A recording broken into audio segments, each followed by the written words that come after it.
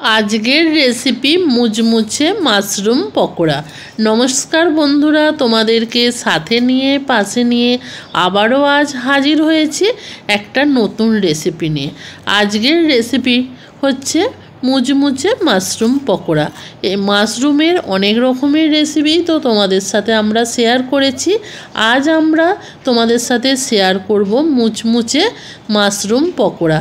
এই মাশরুম পকোড়াটা এতটা সুন্দর হয়, না বানিয়ে খেলে বুঝতেই পারবে না। তাহলে চলো বন্ধুরা, দেখে নেওয়া যাক এই মাশরুম পকোড়াটা আমরা কিভাবে বানাই। আর এর স্বাদ কিন্তু কোনো অংশেই কম হবে না। তাহলে চলো দেখে নেওয়া যাক। তার জন্য দেখো, প্রথমেই আমি এখানে মাশরুম নিয়ে নিয়েছি। আর মাশরুমটা কিন্তু একদম ফ্রেশ, দেখে অবশ্যই বুঝতে পারছো। এবার মাশরুমগুলোকে আমি দেখো এইরকমভাবে কেটে কেটে নেব। এই মাশরুমগুলো এতটাই নরম হয় যে হাত দিয়ে এগুলো কাটা হয়ে যায়।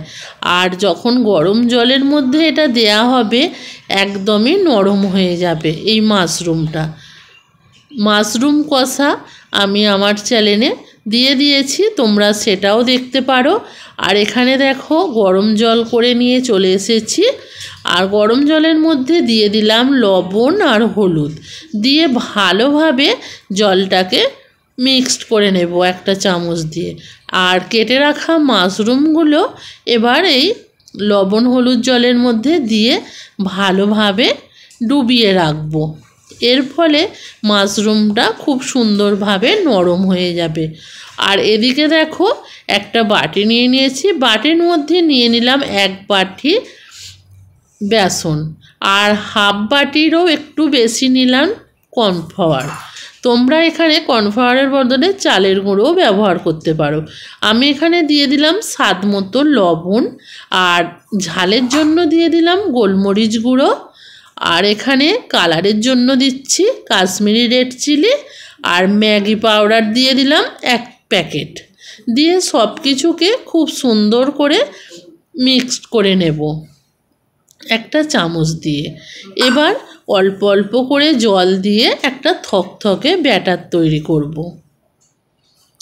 একবারে কিন্তু জলটা দিতে যাবে না, জলটা অল্প অল্প করে দেবে। আর এই মাশরুম পকোড়াটা আমরা কিন্তু অনেক সময় মেলাতেও কিন্তু এটা পাই। আর সেই রকম মাশরুম পকোড়াই তোমাদের সাথে আমরা শেয়ার করছি।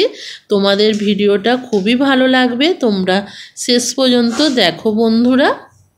দেখো এখানে বেসনের ঘনত্বটা আমি এই রকম রেখেছি, এর থেকে কিন্তু বেশি পাতলা করবে না। এবার এটাকে আমি সরিয়ে রাখবো। এটা এবার সরিয়ে রেখে যে মাশরুমগুলো জলের মধ্যে ভিজিয়ে রেখেছিলাম, এবার মাশরুম থেকে জলটাকে খুব ভালো করে জলটাকে চেপে চেপে বের করে নিতে হবে। দেখো এই রকমভাবে হাত দিয়ে ভালোভাবে চেপে চেপে জলটাকে বের করে নিচ্ছি। এই রকমভাবে চেপে বের করে নিলে একটুও কিন্তু মাশরুমের মধ্যে জল থাকবে না। আর মাশরুমের মধ্যে যেন না জল থাকে সেটা কিন্তু লক্ষ্য করবে বন্ধুরা। দেখো এই রকমভাবে সমস্ত মাশরুম থেকে আমি জলটাকে চেপে চেপে বের করে নিয়েছি। এবার হাত দিয়ে একটু চেপে চেপে নেব, এর ফলে মাশরুমগুলো খুব সুন্দরভাবে নরম হয়ে যাবে।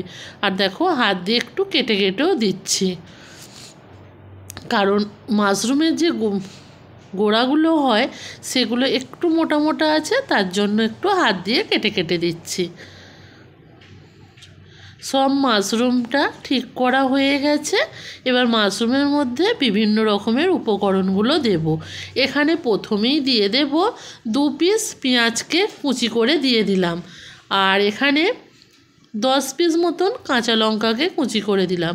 তোমরা যদি ঝালটা কম খেতে চাও তাহলে কম দেবে। এবার দিয়ে দেব স্বাদ মতো লবণ, দিয়ে ভালোভাবে হাত দিয়ে এটাকে চেপে চেপে মাখিয়ে নেব। এমনভাবে মাখাতে হবে পেঁয়াজ, কাঁচা লঙ্কা আর মাশরুমটা যেন খুব সুন্দরভাবে মাখানো হয়ে যায়। এবার যে ব্যাটারটা তৈরি করে রেখেছিলাম সেই ব্যাটারটার মধ্যে আমি এগুলোকে দিয়ে দেব। সবগুলো ব্যাটারের মধ্যে দিয়ে দিয়েছি। এবার চামচ দিয়ে ভালোভাবে ব্যাটারটার মধ্যে এগুলোকে মাখিয়ে নেব। দেখো খুব সুন্দরভাবে কিন্তু এটা মাখানো হয়ে গেছে। এবার এটা সরিয়ে রাখবো। একটা কড়াইয়ের মধ্যে তেল বসিয়ে দিয়েছি, তেলটাও কিন্তু খুব ভালোভাবে গরম হয়ে গেছে। এবার একটা চামচের সাহায্যে তেলের মধ্যে অল্প অল্প করে দিয়ে পকোড়ার শেপ দিয়ে দেব। এই রকমভাবে মাশরুম পকোড়া বানিয়ে সন্ধ্যায় চায়ের আড্ডায় যদি থাকে তাহলে গল্পের আসরটা কিন্তু জমেই যাবে। দেখো এই রকমভাবে তেলের মধ্যে অনেকগুলো পকোড়া দিয়ে দিয়েছি, দিয়ে চামচ দিয়ে একটু করে চাড়িয়ে দিচ্ছি যাতে পকোড়াটা খুব সুন্দরভাবে হয়। এটা কিন্তু দেওয়ার সাথে সাথে উল্টাতে যাবে না। যখন দেখবে একটা পিঠ খুব সুন্দরভাবে লাল হয়ে গেছে তখন এই পকোড়াগুলোকে উল্টে দেবে। দেখো এই রকমভাবে উল্টে দিলাম। আবারও এক পিঠ খুব ভালোভাবে ভেজে নেব। এই রকমভাবে গ্যাসের ফ্লেমটা যদি একটু লো করে ভাজা যায় এই পকোড়াগুলো খুব ক্রিস্পি হবে আর খেতেও দুর্দান্ত হয়। দেখো এই পকোড়াগুলো আমার ভাজা হয়ে গেছে। এবার এই পকোড়াগুলোকে আমি তেল থেকে তুলে নেব। সমস্ত পকোড়াগুলো তেল থেকে তুলে নিলাম। আর এবার যে বাকি পকোড়াগুলো আছে সেগুলো সেম প্রসেসে ভেজে নিলাম, নিয়ে তেল থেকে তুলে নিলাম। আজকের রেসিপিটা তোমাদের কেমন লাগলো অবশ্যই কিন্তু কমেন্ট করে জানাবে। আর বাড়িতে একবার হলেও এই মাশরুম পকোড়া বানিয়ে খেয়ে দেখো বন্ধুরা, খুবই ভালো হয়। আর তোমরা যদি ইউটিউব থেকে দেখে থাকো আমার চ্যানেলটাকে সাবস্ক্রাইব করতে ভুলবে না। আর ফেসবুক পেজ থেকে যদি দেখে থাকো পেজটাকে ফলো করবে নিত্য নতুন রেসিপিগুলো দেখার জন্য। দেখো সাজিয়ে নিয়েছি এই মাশরুম পকোড়া, খাওয়ার জন্য কিন্তু একদম রেডি। মাশরুম পকোড়া তোমাদের সাথে শেয়ার করলাম এই নতুন রেসিপিটা, তোমরা অবশ্যই একবার হলেও বাড়িতে বানাবে।